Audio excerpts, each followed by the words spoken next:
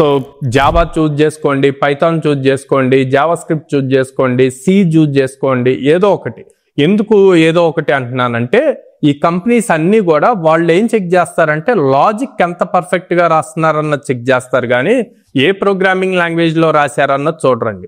మీరు exam apply చేసి ఎగ్జామ్ది open చేశాక మీకు అక్కడ పైన ఆప్షన్ ఉంటుంది ప్రతి కంపెనీ దాంట్లో ఎగ్జామ్లోను, ఏమని choose your programming language.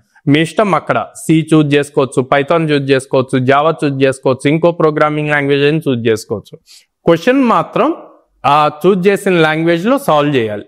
Okay, solve చేసినప్పుడు వాళ్ళు ఏం చూస్తారు అంటే క్వశ్చన్ ఎంత పర్ఫెక్ట్గా లాజిక్గా రాశారు, ఎంత తక్కువ టైంలో ఎగ్జిక్యూట్ అవుతుంది ఎర్రర్స్ లేకుండా, అండ్ టెస్ట్ కేసెస్ అని ఉంటాయి.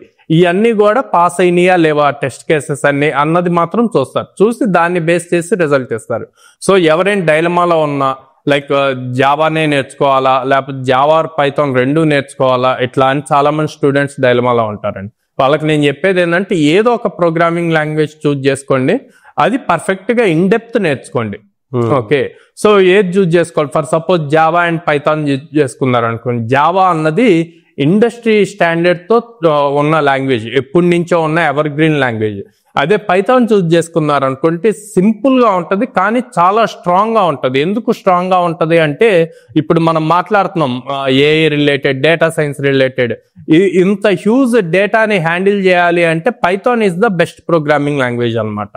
సో అందుకని పైథాన్ చూజ్ చేయాలి. అదే లైక్ లాజికల్ ఓరియంటెడ్ లాంగ్వేజ్ చేయాలి అంటే కనుక C++ చూజ్ చేసుకోవచ్చు. సో ఇలాగ ఏదో ఒక లాంగ్వేజ్ మీ కంఫర్ట్ని బట్టి చూజ్ చేసుకొని దాంట్లో లాజిక్స్ రాయటం ఇన్ డెప్త్ గా నేర్చుకుంటే ఎలాంటి జాబ్ నైనా క్రాక్ చేయొచ్చు.